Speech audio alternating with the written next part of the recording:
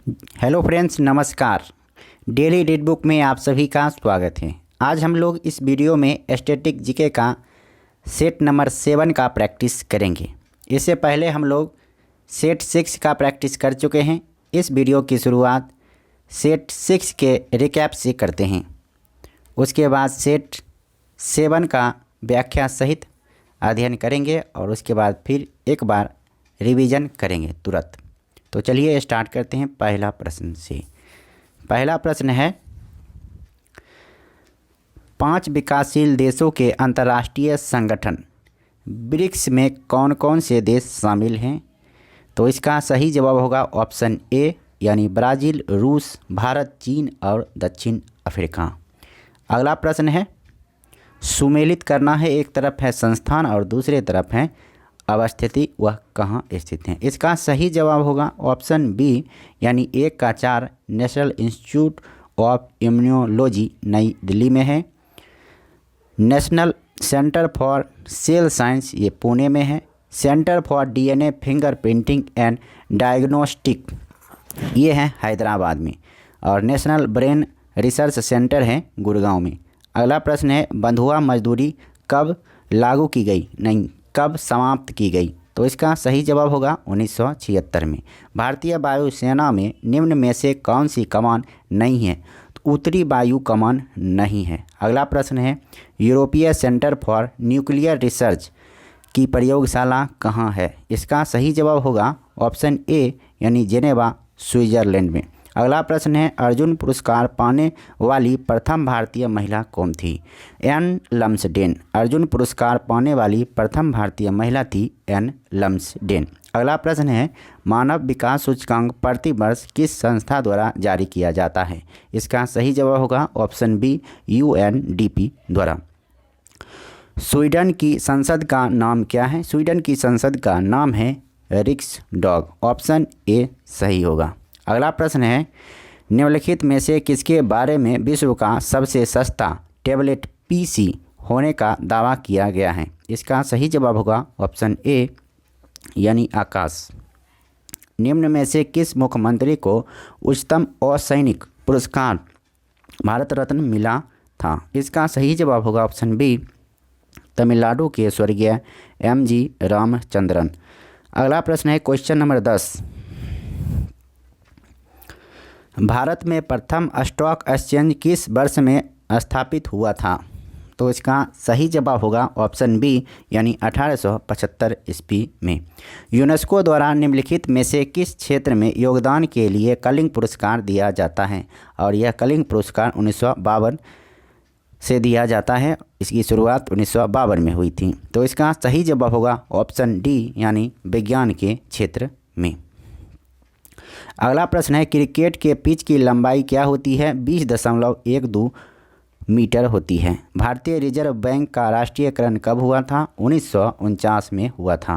राष्ट्रीय फिल्म पुरस्कार किसके द्वारा प्रदान किया जाता है? इसका सही जवाब होगा सूचना एवं प्रसारण मंत्रालय। PSLV से क्या अभिप्राय है? इसका सही जवाब होगा polar satellite launch vehicle. Option C सही है। भारतीय अमेरिकी लेखक श्याम शरण द्वारा लिखित पुस्तक की पहचान करें। तो इसका सही जवाब होगा ऑप्शन ए यानी how India sees the world. 17 का ए सही होगा। अगला प्रश्न है, सिग्मो क्या है? सिग्मो है गोवा का बसंत ऋतु का मौसम। ऑप्शन ए सही है। अगला प्रश्न है, योनेक्स कप किस खेल से संबंधित है? योनेक्स कप का संबंध है बैडमिंटन से। इसका सही जवाब होगा ए। अगला प्रश्न है क्वेश्चन नंबर 20 में, उपग्रहों की IRS श्रृंखला का प्रक्षेपण डैश के लिए किया गया था? तो इसका सही जवाब होगा ऑप्शन सी यानी सुदूर संवेदन यानी रिमोट सेंसिंग के लिए। अब हम लोग सेट नंबर 7 की प्रैक्टिस करेंगे, वो भी व्याख्या सहित। तो चलिए कॉपी पेन लीजिए और खुद से पहले ट्राई करने का खुद से प्रयास कीजिए कि आपको कितना सही आ रहा है। जितना सही होगा कमेंट बॉक्स में ज़रूर लिखिएगा और पहले वीडियो को पूरा देखिए, तब आप कहिएगा कि ये वीडियो अच्छा लगा या नहीं लगा, कुछ सीखने को मिला या नहीं मिला। तो ऐसा कुछ सीखने को नहीं मिलेगा, ऐसा हो नहीं सकता है। अगर कुछ सीखने को नहीं मिलेगा तो हम अगला दिन से वीडियो बनाना बंद कर देंगे, ये मेरा दावा है। तो चलिए स्टार्ट करते हैं और इसमें बहुत सारे इन्फॉर्मेशन आपको मिलेगा। क्वेश्चन 20 है, लेकिन इसके थ्रू आपको 60 से 70 क्वेश्चन सीखने को मिलेगा। चलिए स्टार्ट करते हैं। पहला प्रश्न क्या है? पहला प्रश्न है सुमेलित नहीं है। कौन सा सुमेलित नहीं है? रावतभाटा 5 गुजरात, नरौरा उत्तर प्रदेश, कैगा कर्नाटक, कुडनकुलम तमिलनाडु।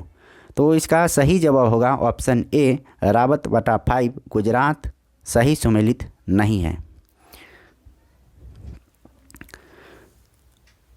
रावतभाटा 5 गुजरात सही सुमेलित नहीं है। रावतभाटा राजस्थान में स्थित परमाणु ऊर्जा संयंत्र है। गुजरात में काकरापारा परमाणु ऊर्जा संयंत्र स्थित है। रावतभाटा परमाणु संयंत्र की स्थापना 1973 में कनाडा के सहयोग से की गई थी। भारत का प्रथम परमाणु ऊर्जा संयंत्र 1969 में यूएसए की सहायता से तारापुर महाराष्ट्र में किया गया था। कैगा परमाणु ऊर्जा संयंत्र वर्ष 2000 में फ्रांस के सहयोग से स्थापित किया गया था। कुडनकुलम परमाणु ऊर्जा संयंत्र 2017 में रूस की सहायता से स्थापित हुआ था।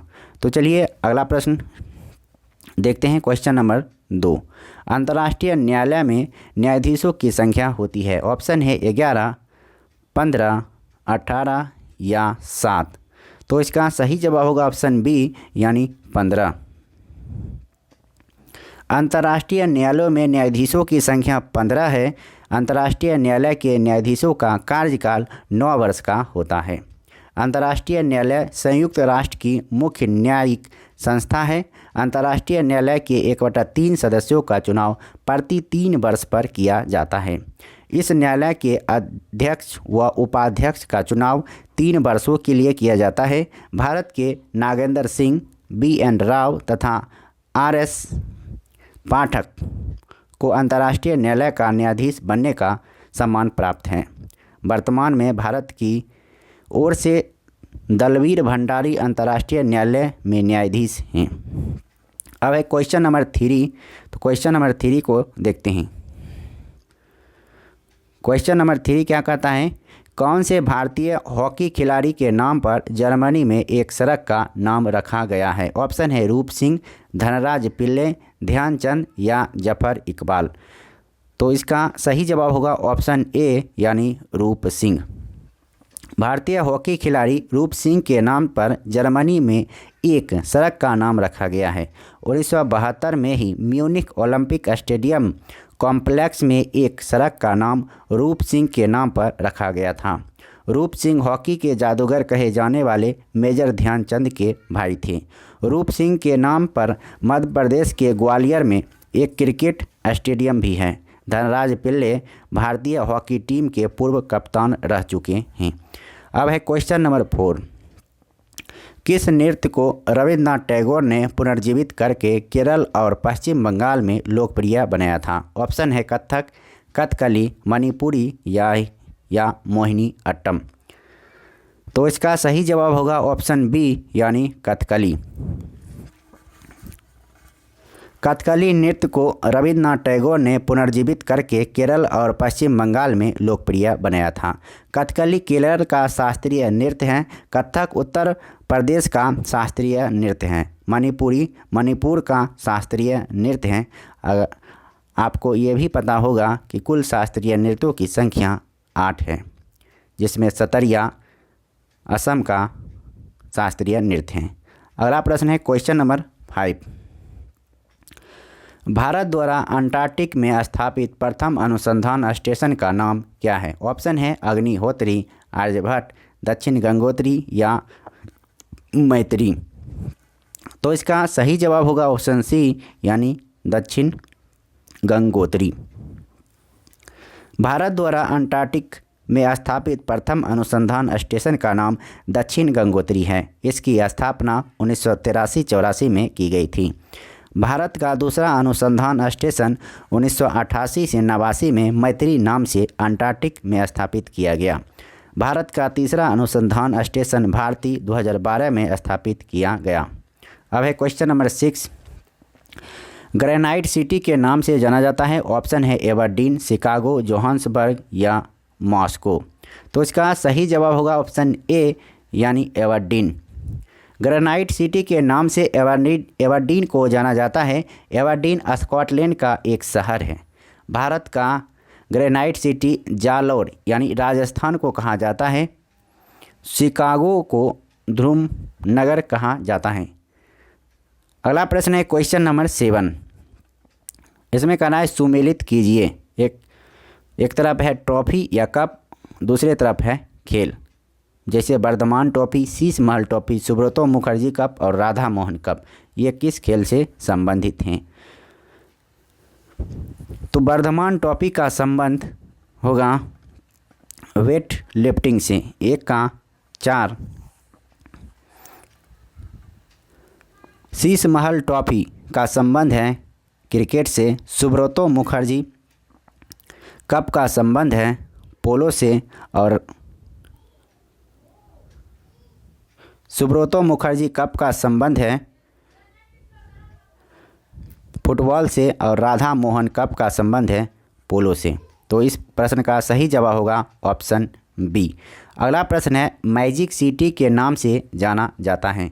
मैजिक सिटी के नाम से कौन जाना जाता है? ऑप्शन है Glasgow, Las Vegas, Monte Carlo या सैन फ्रांसिस्को। तो इसका सही जवाब होगा ऑप्शन सी यानी मोंटे कार्लो।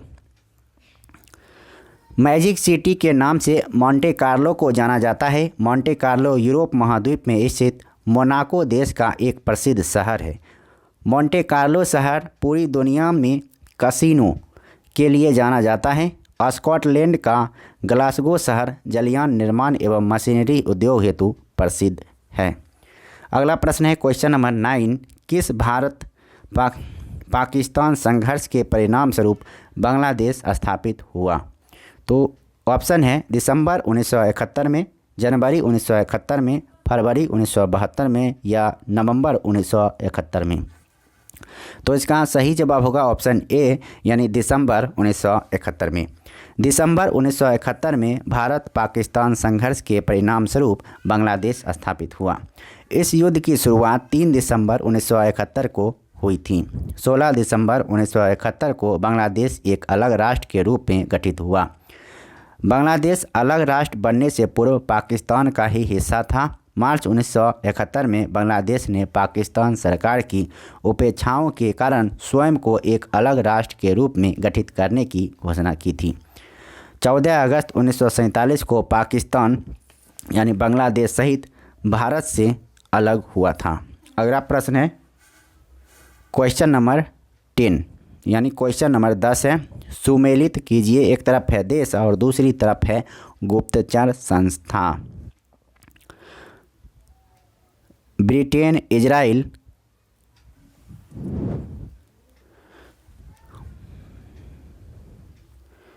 रूस और जर्मनी। तो मिलान करने में थोड़ा दिक्कत होगा, तो सिर्फ व्याख्या देखिए, आप मिलान कर लीजिएगा पीडीएफ से। ब्रिटेन की गुप्तचर संस्था MI5 एवं 6 special branch, ultra, joint intelligence organisation इत्यादि है। मोसाद इजराइल की गुप्तचर संस्था है। BND जर्मनी की गुप्तचर संस्था है। मुखबरात मिस्र की गुप्तचर एजेंसी है। जापान की गुप्तचर एजेंसी नाइचो है। सबाक ईरान की एवं अल मुखबरात इराक की गुप्तचर एजेंसी है। इस प्रकार इस प्रश्न का सही जवाब क्या होगा?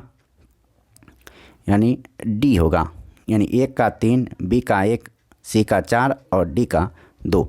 अगला प्रश्न है क्वेश्चन नंबर 11 मिस यूनिवर्स खिताब जीतने वाली पहली भारतीय कौन है?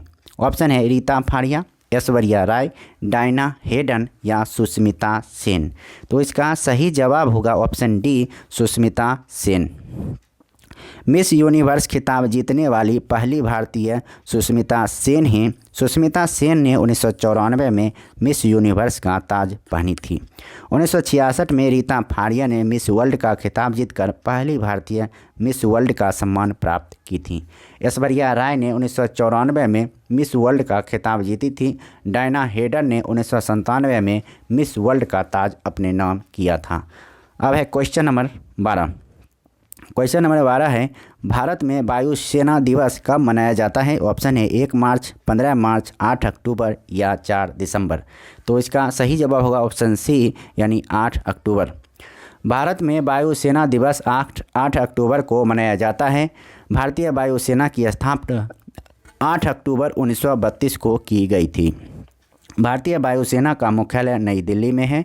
भारतीय वायुसेना के कुल 7 कमान हैं। 4 दिसंबर को भारतीय नौसेना दिवस मनाया जाता है। 15 जनवरी को प्रतिवर्ष थल सेना दिवस मनाया जाता है। 15 मार्च को विश्व उपभोक्ता अधिकार दिवस मनाया जाता है। तो इस प्रश्न का सही जवाब होगा ऑप्शन सी यानी 8 अक्टूबर। अब है क्वेश्चन नंबर 13, लाल बजरी का बादशाह किसे कहा जाता है? लाल बजरी का बादशाह किसे कहा जाता है? राफेल नडाल, नोवाक जोकोविच, महेश भूपति या रोहन बोपन्ना। तो इसका सही जवाब होगा ऑप्शन ए यानी राफेल नडाल। लाल बजरी का बादशाह राफेल नडाल को कहा जाता है। राफेल नडाल स्पेन के प्रसिद्ध टेनिस खिलाड़ी हैं। नोवाक जोकोविच सर्बिया के जाने माने टेनिस खिलाड़ी हैं। महेश भूपति का पूरा नाम महेश श्रीनिवास भूपति है। भूपति भारत के पेशेवर टेनिस खिलाड़ी हैं। रोहन बोपन्ना एक भारतीय पेशेवर टेनिस खिलाड़ी हैं। अब है क्वेश्चन नंबर 14। क्वेश्चन नंबर 14 है, बेरियम मील का उपयोग किया जाता है। ऑप्शन है रक्त समूह की जांच के लिए, आहार नली के एक्सरे के लिए, मस्तिष्क के एक्सरे के लिए या उपरोक्त में से कोई नहीं। तो इसका सही जवाब होगा ऑप्शन बी यानी आहार नली के एक्सरे के लिए बेरियम मील का उपयोग किया जाता है। अब व्याख्या को देखते हैं। बेरियम मील का उपयोग आहार नली के एक्सरे के लिए किया जाता है। बेरियम को एक अच्छा एक्सरे ऑब्जर्वर माना जाता है। बेरियम का उपयोग चीनी को साफ करने के लिए भी होता है। एक्सरे की खोज रोंटजन ने की थी। एक्सरे जांच की सहायता से शरीर की हड्डियों को देखा जाता है एवं हड्डियों में क्रैक्स का पता लगाया जाता है। अब है क्वेश्चन नंबर 15। फरक्का समझौता का संबंध है बांध, गंगा नदी, बंदरगाह, बिजली परियोजना। तो इसका सही जवाब होगा ऑप्शन बी यानी गंगा नदी। फरक्का समझौता का संबंध गंगा नदी से है। भारत और बांग्लादेश के बीच गंगा नदी के जल बंटवारे से संबंधित फरक्का समझौता 1996 में हुआ था। इस समझौता में यह प्रावधान है कि पश्चिम बंगाल के फरक्का में 70,000 क्यूसेक पानी उपलब्ध होने की स्थिति में भी 50% से कम पानी नहीं दिया जा सकता है। फरक्का जल समझौता के समय भारतीय प्रधानमंत्री HD देवगौड़ा थे। इस समझौते के अनुसार सबसे खराब सीजन मई माह में भी बिहार को 1500 क्यूसेक पानी बांग्लादेश के लिए छोड़ना पड़ता है। अब है क्वेश्चन नंबर 16। क्वेश्चन नंबर 16 है, कुंडनकुलम परमाणु ऊर्जा संयंत्र कौन से राज्य में स्थित है? ऑप्शन है आंध्र प्रदेश, कर्नाटक, तमिलनाडु या केरल। तो इसका सही जवाब होगा ऑप्शन सी यानी तमिलनाडु। कुंडनकुलम परमाणु ऊर्जा संयंत्र तमिलनाडु राज्य में स्थित है। वर्ष 2017 में रूस की सहायता से कुंडनकुलम परमाणु ऊर्जा संयंत्र की स्थापना की गई थी। आंध्र प्रदेश में कोवारा में परमाणु ऊर्जा संयंत्र की स्थापना प्रस्तावित है। कैगा परमाणु ऊर्जा संयंत्र कर्नाटक में वर्ष 2000 में फ्रांस की सहायता से स्थापित किया गया था। परमाणु ऊर्जा संयंत्र नियंत्रित नाभिकीय विखंडन की घटना पर कार्य करता है। अब है अगला प्रश्न, क्वेश्चन नंबर 17। कुंभ का मेला मध्य प्रदेश के इन शहरों में से किसमें लगता है? ऑप्शन है ग्वालियर, भोपाल, उज्जैन या इंदौर। तो इसका सही जवाब होगा ऑप्शन सी यानी उज्जैन।